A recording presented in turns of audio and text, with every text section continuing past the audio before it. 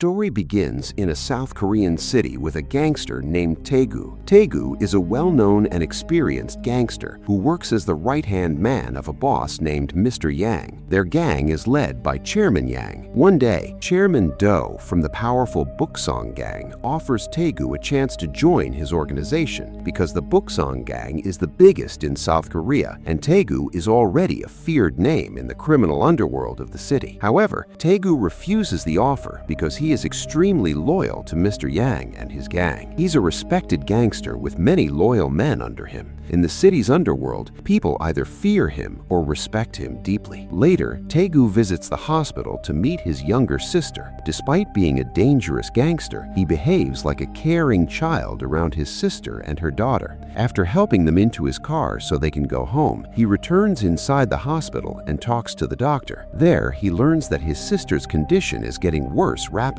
and she urgently needs a donor, otherwise she may not survive much longer. Tae-gu is still trying to process this heartbreaking news when he suddenly receives a phone call informing him that his sister's car has met with an accident. He rushes to the scene and discovers that both his sister and niece have died in a horrific car crash. Completely helpless, he sits beside the road, shattered by fate. On the day of the funeral, Mr. Yang and other gang members come to pay their respects. Mr. Yang tells Tae-gu that Chairman Do of the Buksong gang is probably responsible for the tragedy because Tae-gu refused to join their gang. He says they likely intended to attack Tae-gu's car without knowing that his sister and niece were inside. Later, Chairman Do himself arrives at the funeral. Since weapons are not allowed there, everyone believes the situation will remain peaceful. Chairman Do expresses fake sympathy for Tae-gu's loss and says that nobody in the underworld targets family members. He even claims that he has ordered his men to investigate the murders of Tae-gu's sister and niece. Throughout the entire conversation,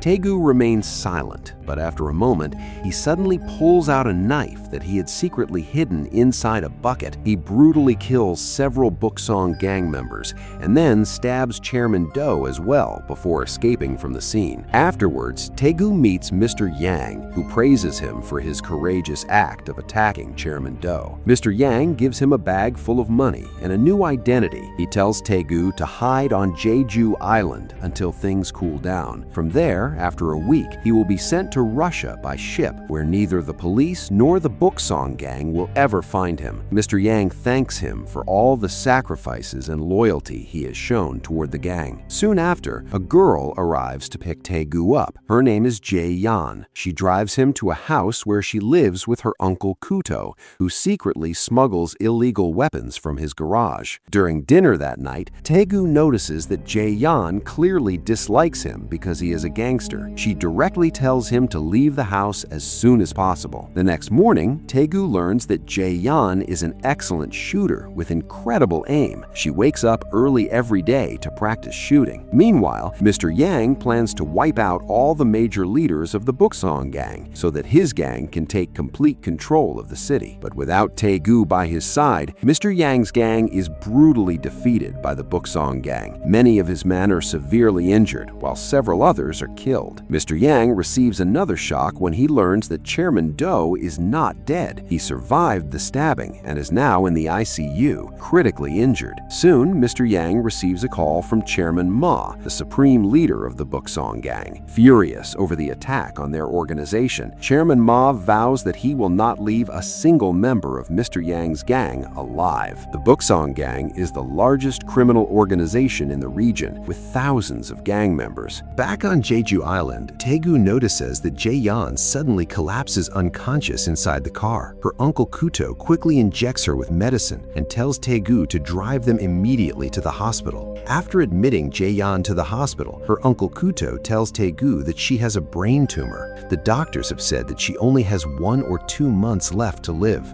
He wants to take her to America for treatment, and that is why he smuggles illegal guns to earn money. He also reveals that the only reason he agreed to hide Tae-gu in his house was because of the money. Back in the city, Mr. Young meets a powerful, corrupt police officer named Captain Park, a man who controls the balance of the Mafia world in the city. Captain Park calls both gangs for a meeting. As the meeting begins, Mr. Young talks about taking revenge. Captain Park tells both sides that elections are approaching and the bloody gang war must stop immediately. Chairman Ma is known as a man who never breaks his word. He says that while Chairman Do was in the hospital, he promised him that he would kill the attackers responsible for the assault. Captain Park then offers a solution. He says that since Tae-gu attacked Chairman Do, Mr. Young should hand over Tae-gu and all his loyal men alive. In return, the Buksong gang must stop the war completely. After a long and tense negotiation, Chairman Ma finally agrees and a compromise is reached between the two gangs. After regaining consciousness in the hospital, Jae-yeon secretly leaves without informing the doctors. When Tae-gu tries to take her home, she insists on having lunch first. Usually quiet and distant, Jae-yeon suddenly becomes much friendlier toward Tae-gu during lunch. She starts talking openly and even jokes around with him. On their way back home, while Jae-yeon is asleep in the car, Tae-gu receives a call from Mr. Young. He tells Tae-gu that the gang war is only getting worse,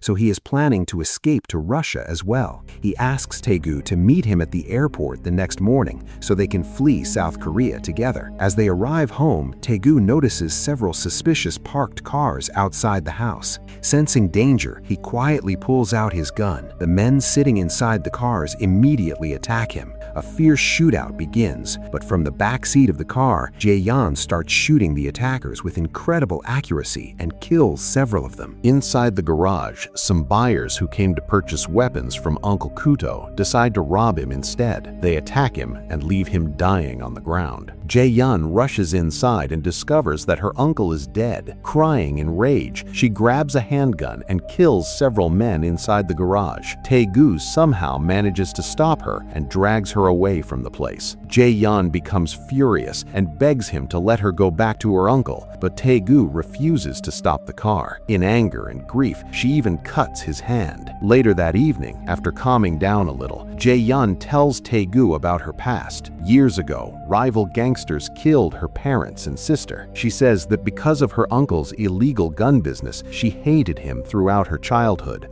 But now that he is dead too, she realizes she is completely alone in this world without any family left. That night, Jae-yeon and Tae-gu finally become close friends. The next day, they decide to spend whatever little time they have left happily. They travel around the island, share stories about their lives, and open up to each other emotionally. Jae-yeon says she has not talked this much with anyone in years. When Tae-gu prepares to leave, Jae-yeon stops him and begs him not to go because she feels his life is in danger. But Tae-gu assures her that he is only going to meet Mr. Young and that he will return soon. He then drives toward the airport. At the airport, Tae-gu receives a phone call from one of his most loyal gang members at the hospital. The man tearfully confesses that in order to save his own life, he betrayed Tae-gu and all their loyal friends to the Buksong gang. Before he can say more, gang members find him and kill him. Tae-gu barely manages to escape from the airport after fighting several gang members. He steals a car and drives away. When Chairman Ma learns that Tae-gu escaped, he becomes furious and starts beating Mr. Yang. Meanwhile, Tae-gu calls Jae-yeon. She's on her way to Uncle Kuto's old house. Tae-gu warns her that the place is not safe,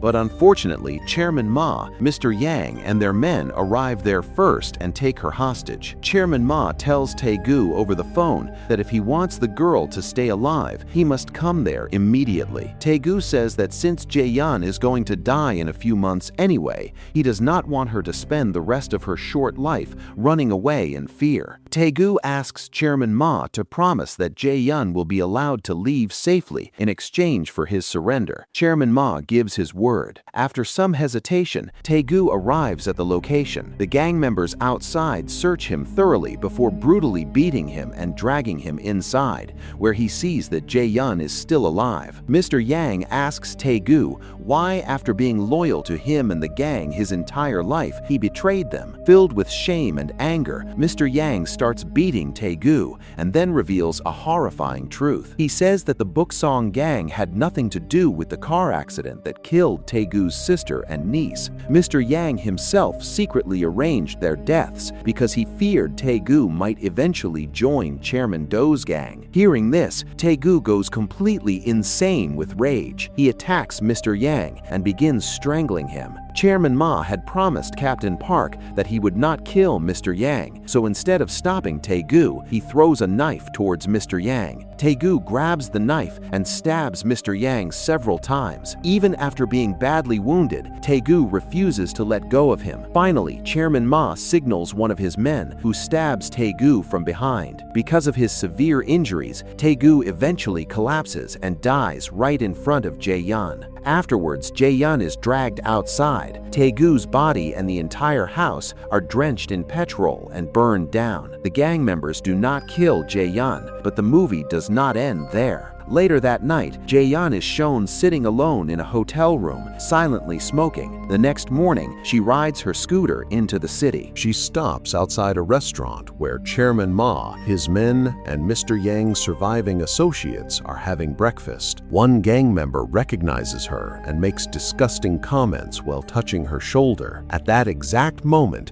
Jae-yun pulls out her handgun and shoots him dead. Without stopping, she calmly shoots one gangster after another. Within moments, the restaurant is filled with corpses. Chairman Ma is shocked by her courage and deadly aim, but Jae-yun shoots him multiple times and kills him too. Her final bullet is meant for Mr. Yang, and she sends him to the same fate as Chairman Ma. After remembering Tae-gu one last time, Jae-yun smiles softly and then shoots herself as well.